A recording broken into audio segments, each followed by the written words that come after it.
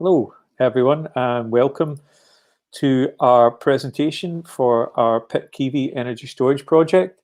I am Andrew Hughes. I'm the PR and Media Manager for ILI Group, and we also have Greg Templeton, our Planning Manager. In fact, I'll just let you see us both. I'll put us on the screen there. Hello, everyone. Hi there. If anyone's tuning in live right now, or maybe you're watching it on catch-up on demand, I'll just explain a little bit what we're going to do today. So how we do this, you maybe see the presentation times up there. So we run, sorry, Greg. Oh. Yep, there's a slight delay there, Andy. Is it? That's weird. Huh? Bit of a technical hitch here, guys. Can you hear that, Greg? Yeah. Where's that coming from? Is that from your side? Not from me.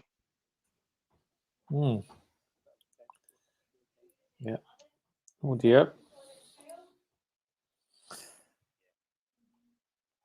I don't know where that's coming from. I'm going to remove that.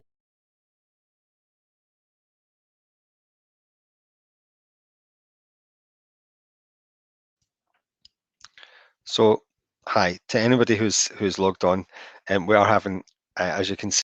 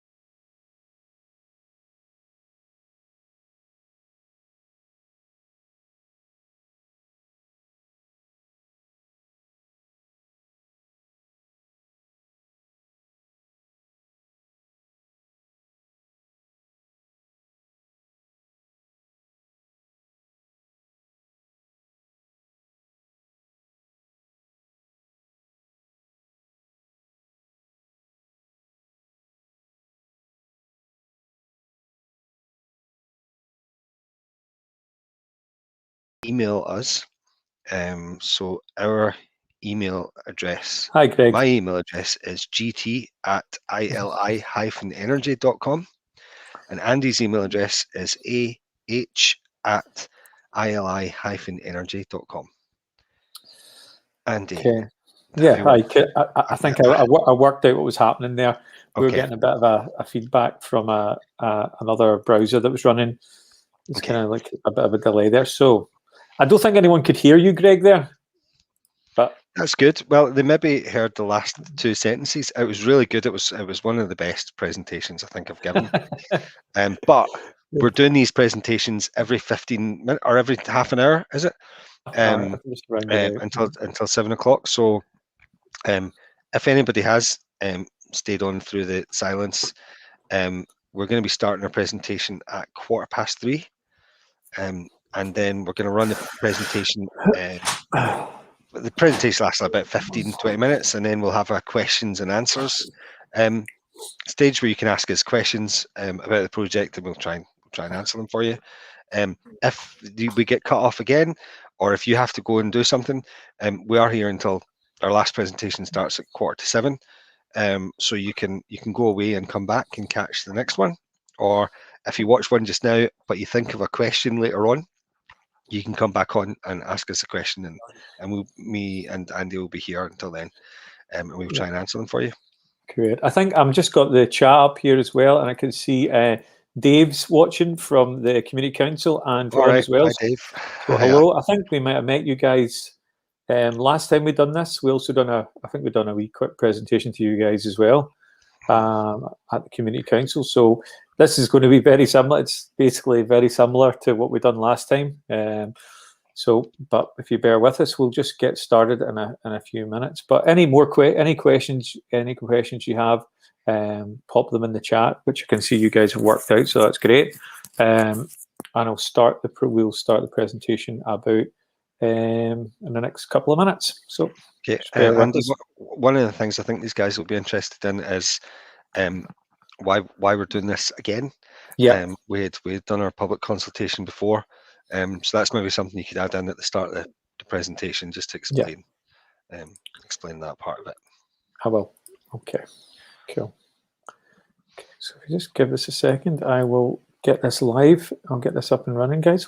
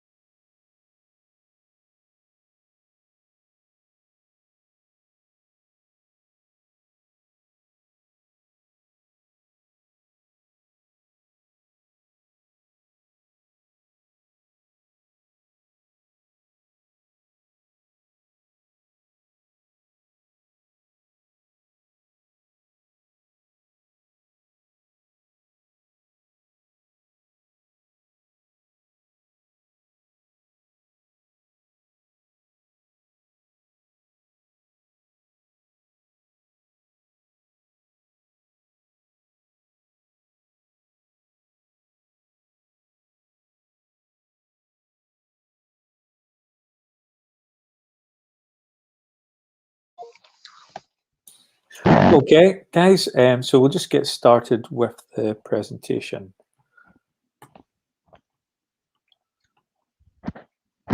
Yeah, and just to let you, Greg, I alluded to earlier.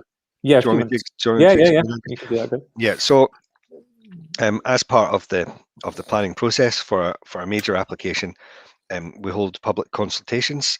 I know that there's a couple of people watching who've participated in these in the past. When we do that, we submit a plan to the council, which gets published, and it shows the area that we're talking about, so that everyone knows where the site is located in the ground in question. When we initially submitted that, we hadn't really given ourselves enough space. It was quite tight. There was no wriggle room, and so we've adapted that red line to give us a bit more space for the development. And because we've done that, we're just redoing this process so that we're following the right procedures and giving everyone a chance to know exactly the ground that we're talking about, so that when it comes into planning, no one's surprised that the drawings may be different from the one that they saw at a public event. So that's the thinking behind that. Yeah, great. Thanks, Greg. Thanks for clearing that up. So I'll just run through the presentation. So apologies, gentlemen, if you have seen this before, because it's basically the same presentation, but for anyone who hasn't, we'll get started. So yeah, so what the project is, what is it we're actually proposing at Pitkevy Farm, and what it is, it's a 49.9 megawatt energy storage facility, and that consists of storage containers. So there's around about 50 of those storage containers, sort of cargo containers that you would see on kind of big ships. They've been kind of repurposed and filled with batteries. Similar to, if you look inside these, you go inside these, if you had to look inside, you'd see kind of racks and racks of small battery units, similar to what you might see inside a data center, where you get racks and racks of servers. It's just racks and racks of small battery units that make up the full sort of storage container of batteries. There's an access track, there's a meter building, and it's surrounded by kind of screening, so the project's kind of hidden visually as best we can. So what projects like these do in the most basic terms is we take excess power from the grid. So at times when power is being produced that isn't needed, so a lot of the time that can come from, most of the time that actually comes from renewable energy. So wind turbines that are going in the middle of the night, nobody needs that power. Instead of having to turn that power off or turn those turbines off, instead of doing that, we can actually store that power and make use of it for another day, and it basically helps balance supply and demand for the grid. So it does other things, but that's kind of the main kind of purpose of it, is to kind of balance the power for the electricity grid. So I'll explain a wee bit more about that later on. So So who are Intelligent Land Investments Group? So we are an energy storage development company based in Hamilton in Lanarkshire. We started the energy storage side of things in 2017. Previous to that, we were involved in renewable energy projects where we had over 100 wind turbines in planning at one point. We've got quite a lot of those through planning as well, along with some run river streams and some solar. And the aim of the company at the moment, the current goal that we have, is to bring 3 gigawatts of energy storage to Scotland. And that's going to come from 3 pump storage hydro projects that we have, and 1 gigawatts of battery storage, of which Pitkevy would be part of. So why do we need this kind of storage? What's the point in having these kind of facilities? And the reason is, Scotland's got a target of net zero by 2045. Pardon me. And if we're going to hit that target, we're going to have a bigger shift towards renewable energy. But the age-old problem that we have with renewable energy is you can't switch it on when you need it. So it's intermittent.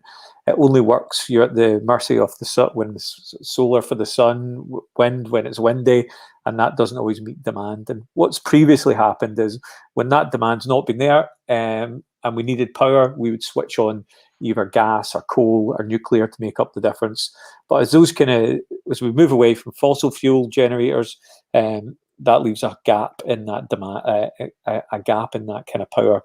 And energy storage is a way for us to store renewable energy and put it back into the grid when it is needed. Now, Ofgem have estimated we might need up to 37 gigawatts of energy storage by 2050. We've currently got around 4 gigawatts of energy storage. Scottish Government are aware of this as well, and they're broadly supportive of projects like energy storage projects like this, because they realise if they're going to hit the net zero targets they want and deploy the amount of renewable energy they need, we're going to have a lot of energy storage to go along with that. So that's why it's needed in a kind of general sense, why we need it for the country.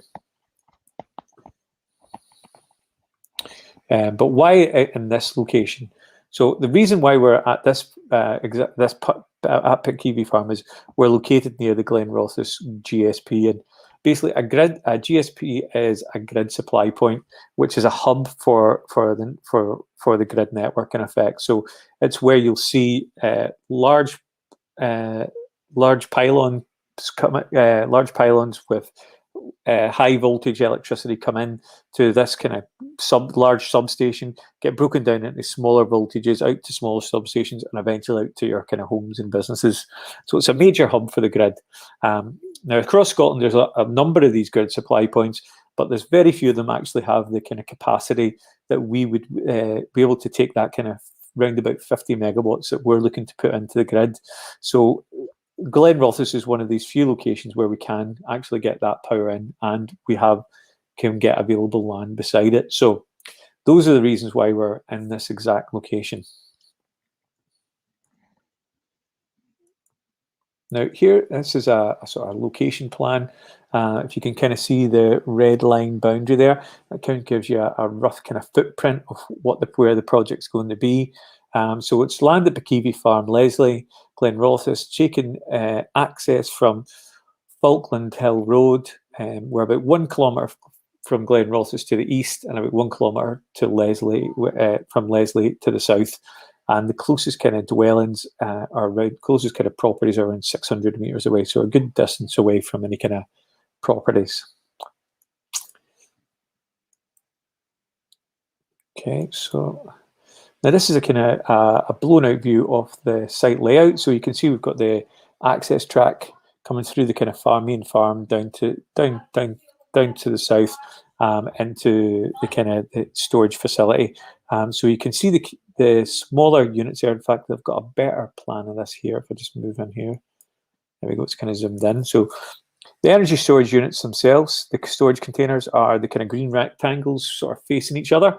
So we've got 25 of those each side, and we've got the access track going through the middle.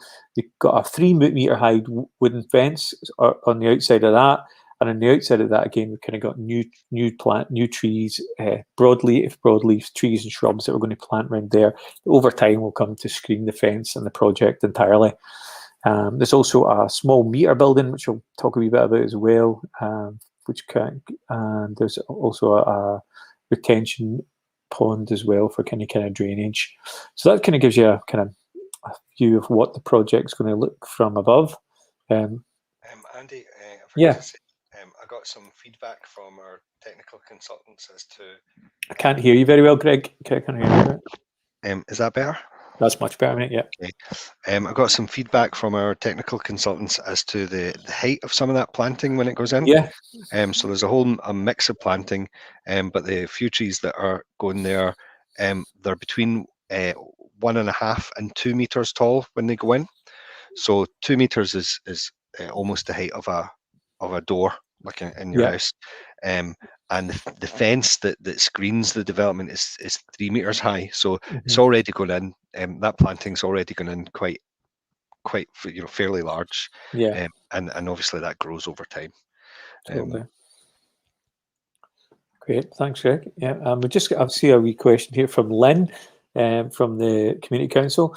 Here to determine what progress made and any changes affected since the last presentation. So I think, as Greg said at the start, you might have missed it. Really, we put a plan in at the start, and it was a little bit tight. Kind of the boundary line that we'd drawn was a little bit tight to the actual final kind of design. So it fell just out with that. The actual plan that we're showing you is almost exactly the same as the last time that we went through this. So it's more of a kind of procedural thing than a major design change. It's just a kind of a slight change to the boundary line. We're not doing anything different, or it's the same amount of containers. It's the same storage facility. Yeah. It's basically just a procedural thing that we've had to do again. I was going to say, Andy, if anyone would like to see a comparison between the two plans, we can email them. Both if someone's interested. But it was really just to make sure we're following all the right procedures and notifying people properly, so that they're aware of exactly what we're proposing on the site. Totally. So so the energy storage units themselves, let's keep going with the presentation. So the energy storage units themselves, they're kind of storage cargo containers, storage containers. So they're 13 meters by 2.5 meters by 2.6 meters high. The batteries that we're going to be using are solid state lithium batteries. And basically those are used in probably 90% of battery storage projects out there around the world and in the UK as well. So that's the technology we're going to be using too. The small meter building, or the substation building that's in the compound, is 10 meters by 6 meters by 3.2 meters high. And what that contains really is all the equipment you need, all the electric switchgear equipment that you need to break the power down from the batteries to go to the grid, and from the grid back to the batteries again. And like as Greg was talking about there, this gives you a kind of a cross section of what the sort of the screening and the fencing proposals are going to be. So we've got the kind of 3 meter high wooden fence. Then outside of that, you've got kind of the trees. So there's a suggestion of what those might be that we would agree with the council. And like Greg said, over time they would come to kind of grow and screen the project. But they do come in at they're already coming at quite a reasonable kind of height, or when we put them in, and over time they'll come to screen the project. So so I don't know if anyone's got any questions. If you do, please put them in the chat, which seems to be working. So it's great actually that there's so many people on to watch this. So thanks for tuning in to watch it. And if you've got any questions, please put them up.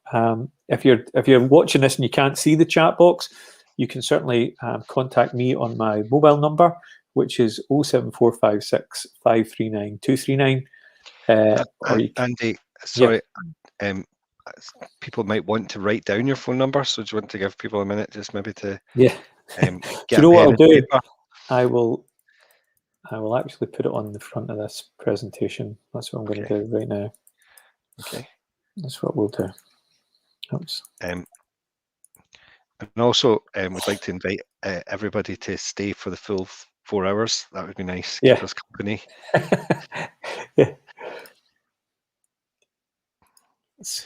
So Andrew, you're just putting your I'll put my mobile number here as well. Mobile number on there. Okay. So this is the screen that will appear between between presentations. So you can, if you do have any questions and you're not able to use the chat box, then you can text. They're using the chat box and what they don't seem keen on what they don't seem keen on staying for the 4 hours, Greg. Oh no! Oh, that's a shame. Okay, so anyone who can't use the comments box there, you can feel free to text Andy or to contact him at his email address that he's put on the screen as well. Oh, it'd be good if I spelled energy right, wouldn't it? That would be. Yeah, there you go. Yeah.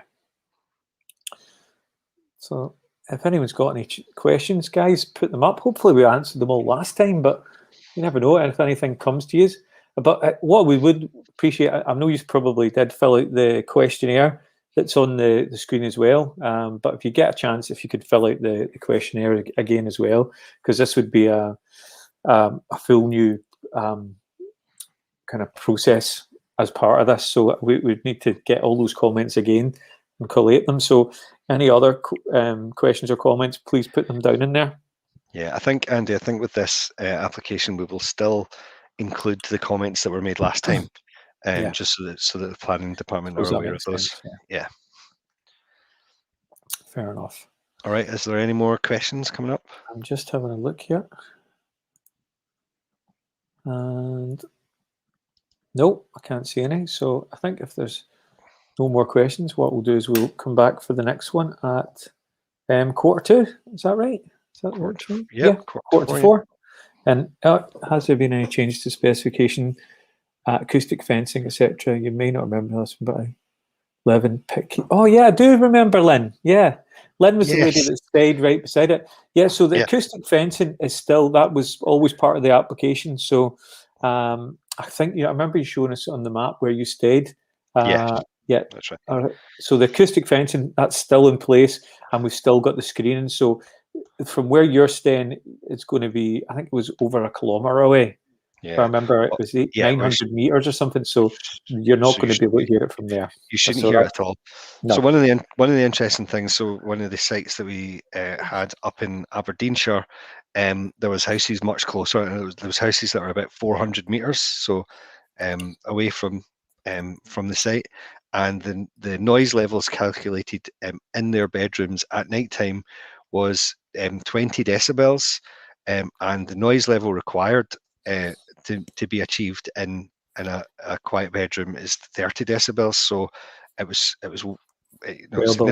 significantly quieter than it needed to be. It was achieving those levels. Yeah. So these are quiet things. There's the some air conditioning units on each container that just cools the batteries down if they're operating on hot days, but most of the time it's not producing any noise at all, and the noise that is produced is very low levels. Yeah.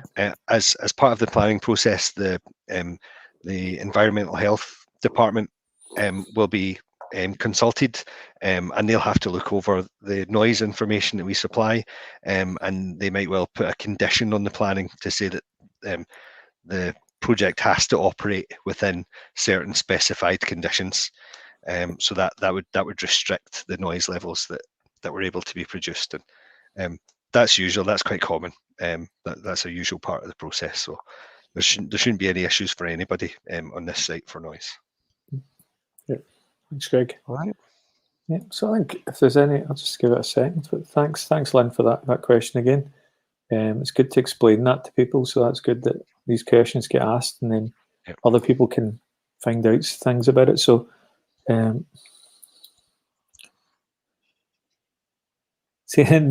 you don't, Lynn. That's fine. You don't. That's totally fine. What was Lynn saying? Sorry. She's saying she's very self-centered, but no, that's not a perfectly reasonable question. If you're living beside it, I would have the same question as well. So the most common question usually at public events is, where is this in relation to my house? That's what people want to know. That's perfectly fine. Totally. But that's great. So I'll just give it a few seconds, see if any other questions come in. I'm glad the chat seems to be working well, so that's good, because we did have issues with it in the previous. We've upgraded the software for the chat, so it's a lot more fancy now. So Your pattern's not any better, but no, yeah, there doesn't seem to be anything upgrade for that available. no. Okay, Andy. So if there's Yeah. no other questions, then we're coming back in 15 minutes' time. Yeah, Start the anyone's process welcome again. to stay on for another the next episode. Tune in. So Yep. see you then. Thanks, guys. See you. Bye. Thank you.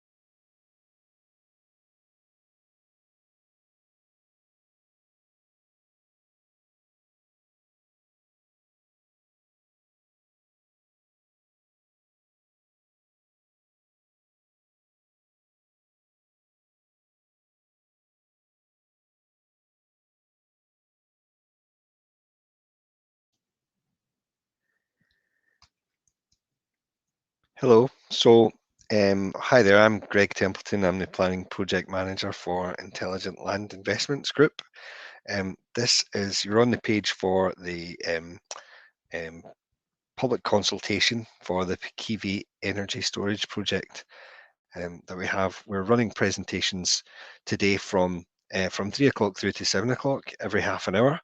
And so we're due to start one just now at 3:45. It'll be myself, Greg Templeton, and my colleague Andrew Hughes, who is the PR and Media Manager for Intelligent Land Investments Group. Andrew hasn't logged back on at the moment, so he might be having some technical trouble. We had a little bit of technical trouble right at the very start.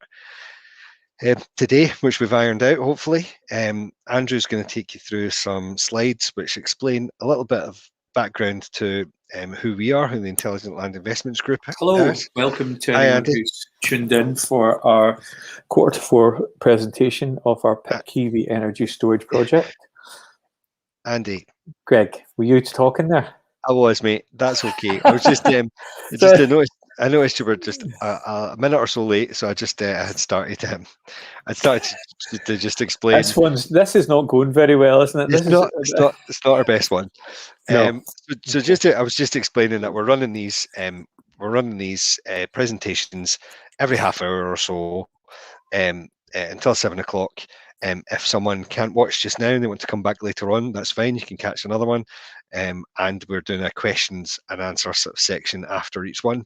So I was just about to explain that we have people can contact us either on the information that's on the screen at the moment, your mobile number and email address are there, but also the comments section of the website that they're on at the moment.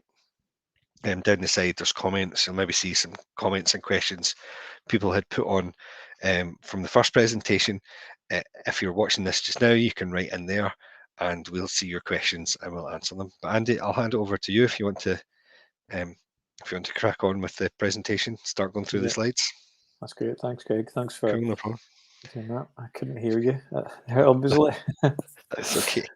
Yeah, so we'll just go through slides. So this is just going to tell you, tells what the project is, who we are as a company, why we need energy storage, and why we need it in this location. So, what is the project? So we're proposing a 49.9 megawatt energy storage facility at Leslie, Pitkevy Farm in Leslie. And basically it's containerized batteries. So it consists of storage containers with batteries inside them.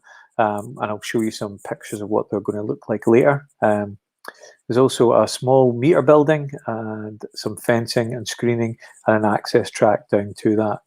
But in essence, what projects like this do is we take excess power from the grid. So when power is being generated from renewable sources, perhaps wind power in the middle of the night when no one needs that, instead of turning those wind turbines off, we can store that power and put it back into the grid for times when that power isn't available. And that helps balance supply and demand for the grid. And I'll just discuss that in kind of greater depth later on. So that's kind of the basics of what the project is and what it does.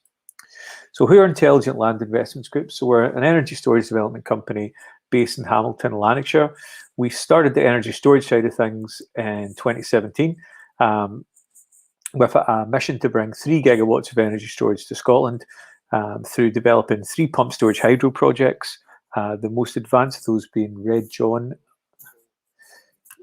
No. Got a bit of a delay there, guys, again.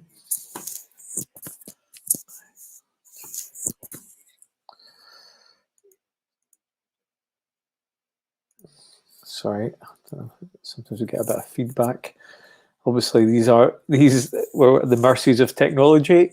So apologies for that, but I'll keep going. So yeah, we've got a mission to bring 3 gigawatts of energy storage to Scotland through 3 pump storage hydro projects. We've got a big one up in Loch Ness, on the shores of Loch Ness and Doors, and that's currently going through planning. And together we'll have 2 gigawatts of pump storage, and we have 1 gigawatt of battery storage projects across Scotland, of which Pitkevy is going to be one of them, hopefully.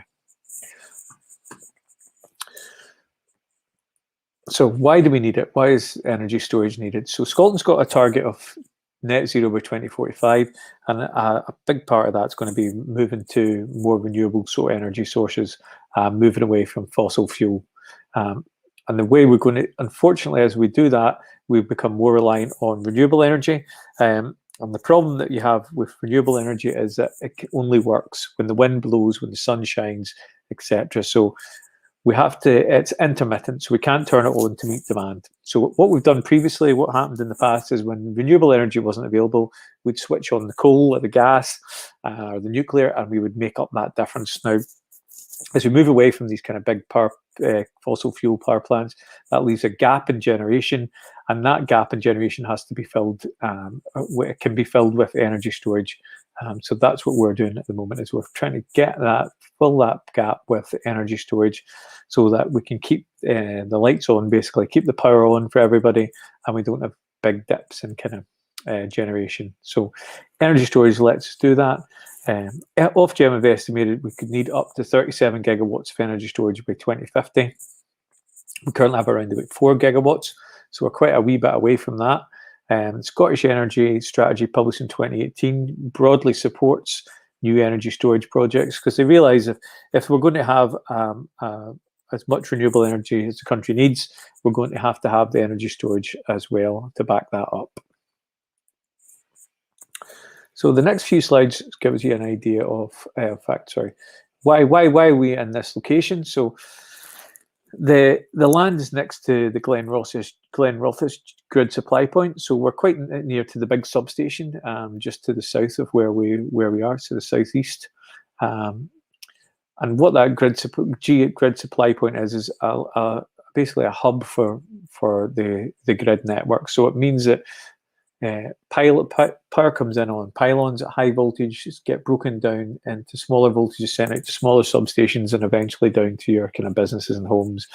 So it's a perfect point to put in that kind of storage capacity. But unfortunately in Scotland, there's very few of these grid supply points that can take that level of power. And Glen Rothes is one of those. So that's why we're at this exact location. So the next few slides give you an idea of whereabouts we are. So hopefully you can see the red line there. That kind of shows you the access track going down to where the battery storage compound is going to be. So it's land at Pitkevy Farm Leslie.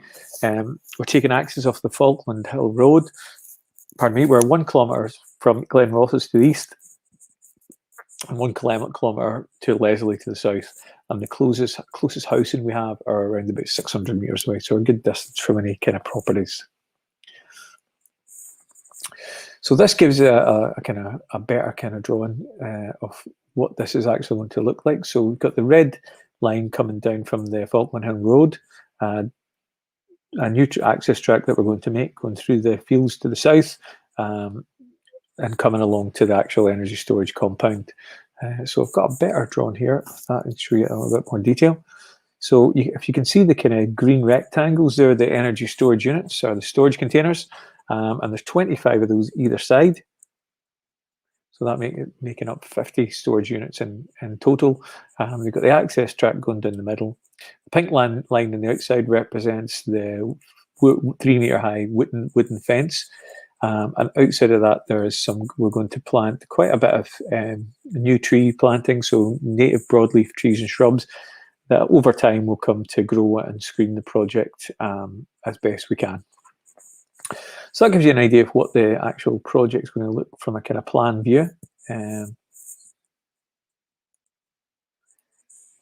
the energy storage units themselves, we've got here you can see they're kind of 13 metres by 2.5 metres by 2.6 metres high. They've got air conditioning units on the outside of that, which keeps everything inside cool. And the batteries that we're going to be using inside of those are solid lithium batteries, which have been used across 90% of storage projects out there are using that kind of lithium battery technology. So that's what we'd be using as well. Now there's a small substation building included in that too, and that's in that compound, and that's 6 metres by 10 metres by 3.2 metres high, and that is basically holds all the equipment that we need to break down the power from the grid to the batteries, and from the batteries back into the grid. So this is a cross-section view, giving you an idea of how that fencing and trees will look. So we have a 3-metre high acoustic fence on the right. As you move across, we've got the trees and shrubs that we're going to plant, and then there's on the outside of all of that, there's a post and wire stock fence. So over time, the trees will grow to screen the fence, and the project will be quite well hidden from where we've placed it in a position we think that's going to be quite well hidden. So I think it gives you an idea of what it is we're proposing, why we need energy storage, why we believe we need it in this location. So if anyone's got any questions, if you put them in the chat, that would be great. You may see some questions that have already been asked, and it's totally fine to ask the same question again. That's fine, and we can certainly give you an answer. And what we would appreciate you doing, if you took the time to watch this, if you see the download sections, there is the presentation which you can download in its entirety and look over it. And there's also a PAN questionnaire, which is basically asks a few questions and give us some comments, and that all forms part of our plan application, which we're going to put in over the next weeks and months. So it'd be great if everyone could fill that in. It really does help. So, would you add anything to that, Greg? Just when you were going through that there, and you mentioned solid state lithium batteries, that might sound a bit technical to some people. I think the reason that we mentioned that in our public consultations now is that people had been worried about batteries, sort of wet batteries, and the possibility for chemicals and that type of thing. And so the reason we state that it's solid lithium batteries is that they don't have that. They don't have that liquid element to them. It's just one of the questions that come up, and we're used to saying it now, but just I'm conscious that it can sound technical to people. So I just wanted to clarify that point. Thanks, Greg. So yeah, I'll just check the chat, see if anything's came through. Doesn't look like there's anything came through in the chat, so I think we'll leave it there, Greg, till 15:15, and we'll come back to the next presentation. If there's no sign that anyone's listening or typing, so if anyone is there and they are typing a question just now, we will see that question, and we'll be able to answer that. If any new questions come up, we'll answer them before the next presentation, Andy, if that's okay. Yeah, that makes sense. Yeah. Okay, cool. Right, we'll see you shortly. Let's put it back to the start, so my details are all there. Yeah. Yeah. That's great. Thank you. Cheers.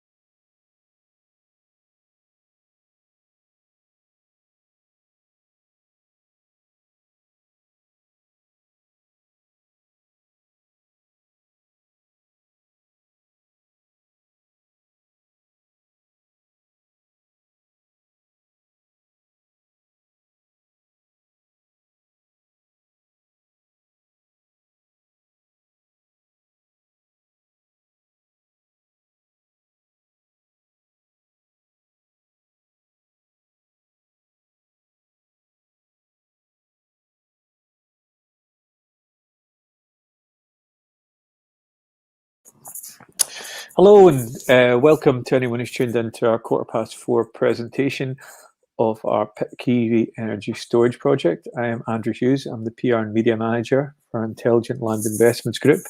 We also have Greg Templeton, our Planning Manager, on the line. Hi there. Hi, Greg. So yeah, this is an online presentation. This is what we would normally do face-to-face. We would normally book a hall, come up to the area and come up and see everyone for a couple of hours face-to-face. But obviously, due to the pandemic, we haven't been able to do that. And we've been doing these presentations now for nearly a year this way, and it seems to work quite well. So you'll probably see there's a chat box on your right-hand side. So any questions that you have while we're doing the presentation, please put them up. Even if you see questions that other people have asked, don't worry about that. Just put them up. That's fine. We can answer them again. Or if you look below and there says download, you can download the presentation I'm about to go through. There's also a PAN questionnaire. So if you click on that, it opens up into a form. So if you took the time to listen to this, it would be great if you could give us a bit of feedback. I'll ask you a few questions, what your thoughts are on the project. Pardon me, and that all becomes part of we collate all that. Anything we can take on board, we do, and that all becomes part of the final planning submission. So we'd really appreciate it if you'd done that also. But with that, I think I'll start the presentation and tell you a little bit about what it is we're doing. Greg, anything you would add to that? No, that's fine, Andy. I think just go through the presentation and then we can answer any questions that come up.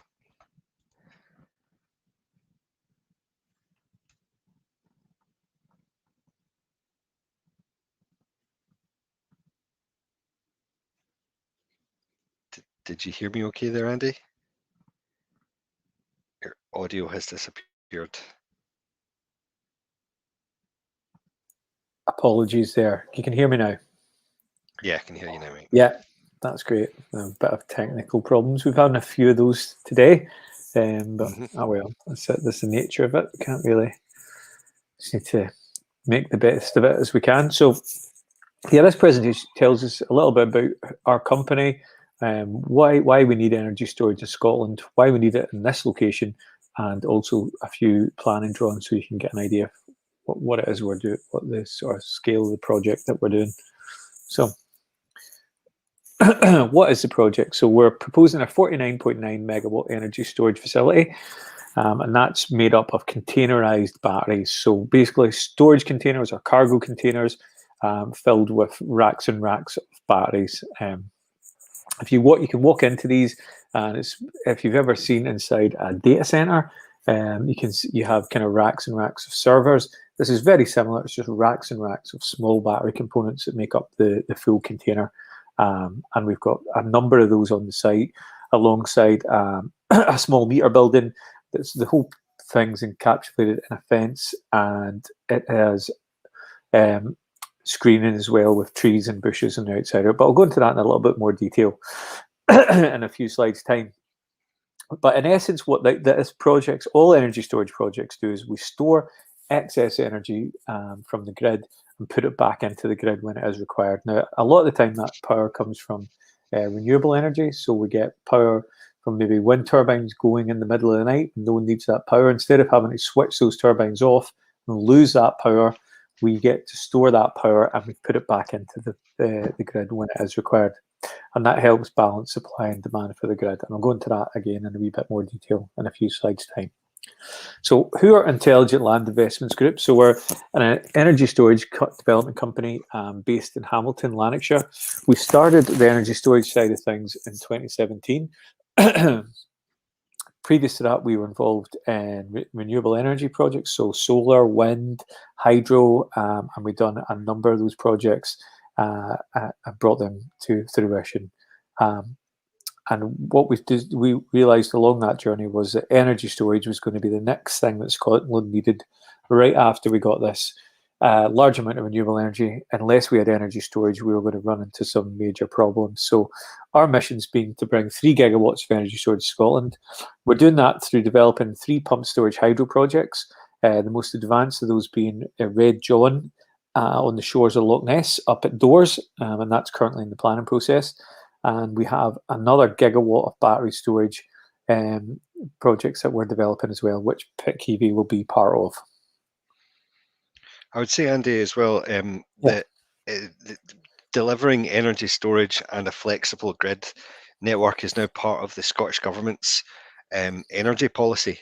So it's now the official policy. The direction that Scotland's going is towards zero carbon energy production, and in order to do that, you need to be able to store. It's not just living in a nice, wet, windy country. You have to be able to store that energy as well, and that's we're one little part of that. Totally. Yeah. So, that kind of rolls nicely into the next slide, Greg. So that's what you were talking about. So Scotland's got a net zero target 2045, and the age-old problem we have with renewable energy is that it's intermittent. So if we're going to hit that net zero target, to be completely reliant on renewable energy, or as much as you can, it means that you're going to have a lot of times when there's not renewable energy available, but we need power. And historically, what's happened is times like that, what we've done is we've turned up the gas, the coal, or the nuclear, and that's made up the difference. But as we move away from those kind of generators, that leaves a big gap in production. So that gap needs to be filled with something, and energy storage is a very good way to do that. To take that potential energy that you could lose on days when we don't need it and put it back into the power, put it back into the grid when it is needed. So Ofgem have estimated that we could need up to 37 gigawatts of energy storage by 2050. We've certainly got 4 gigawatts of energy storage. Majority of that is pumped storage hydro. And so 4 gigawatts to 37 gigawatts, we're quite a bit away from that. And like Greg was mentioning, the Scottish Government's policy is broadly supportive of new energy storage projects like this.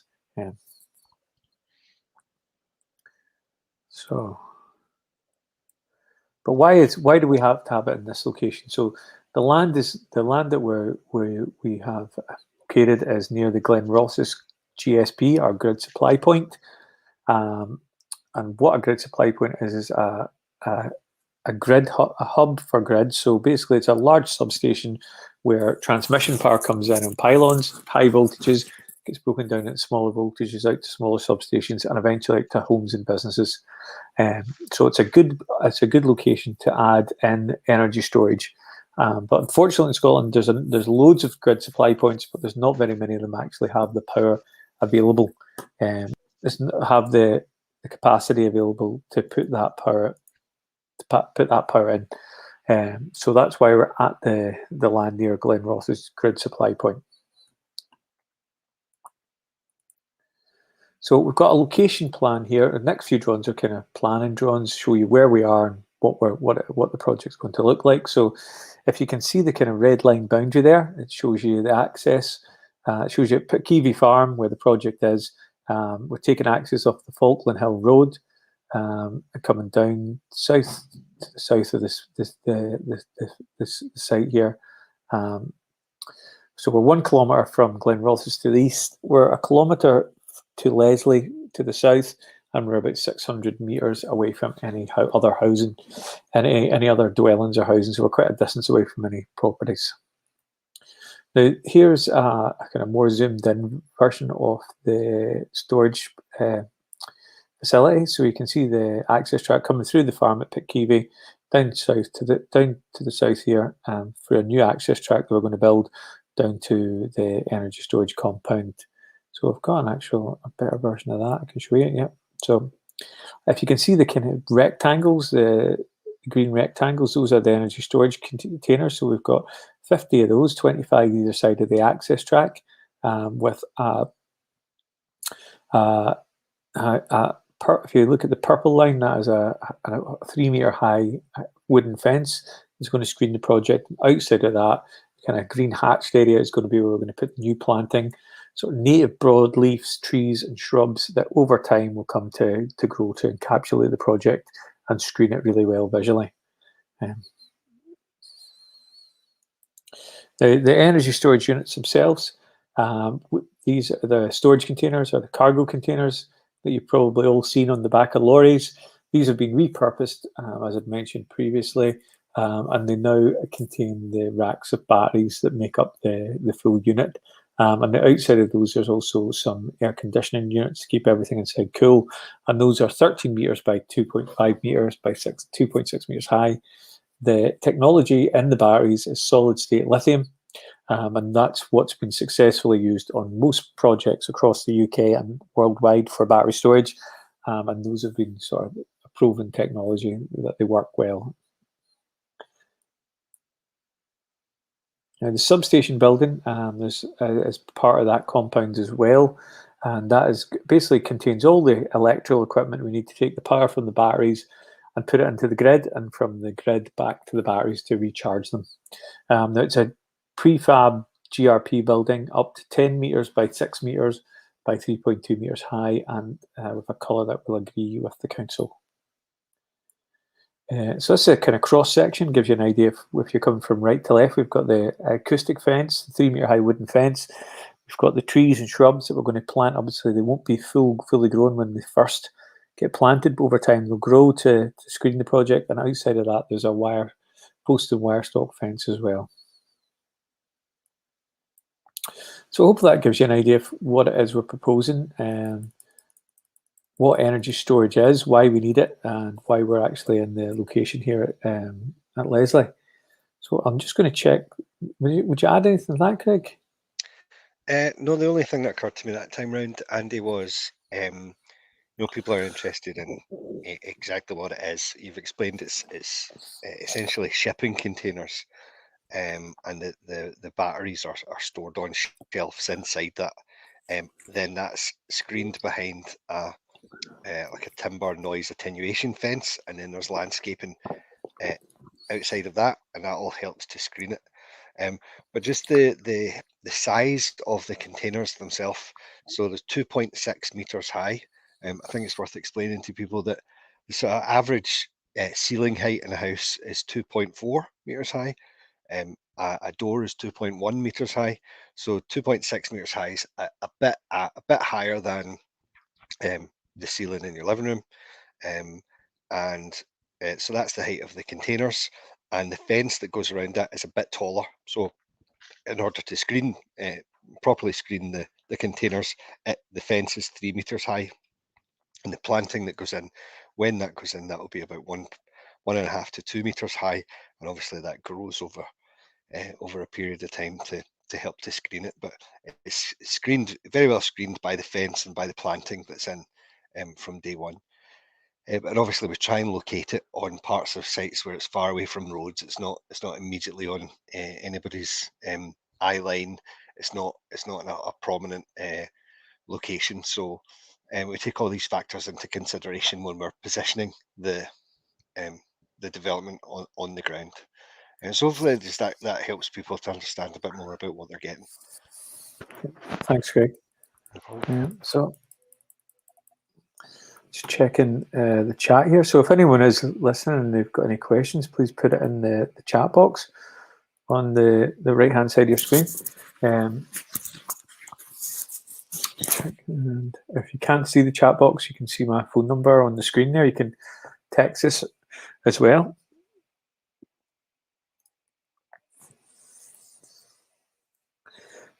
But if I can't see any questions or that, what we'll do, we will come back at 4:45, and we will run through the presentation again. And in the meantime, if anyone wants to leave any comments, please do so in the download section. There's a pan questionnaire where you can fill that in and take those comments on board as much as we can, and that all forms part of the final plan application. So it'd be great to get your feedback. So thanks, everyone. Excellent, Andy. Thank you. Thanks.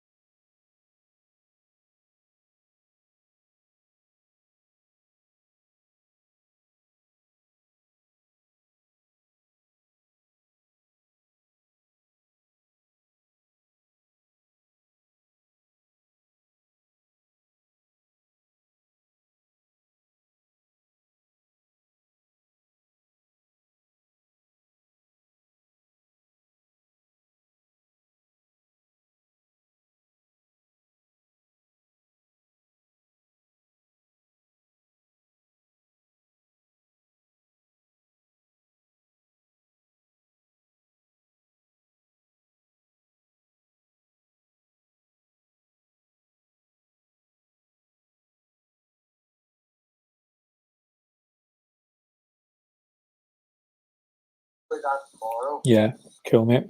Well, we need it. Maybe we need it. We'll have a look at some other. Andy, you're on speaker, mate.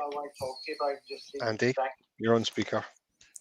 We'll talk about it tomorrow, but all good. But hello, cool. Okay. Nice one. Okay. Right. Andy.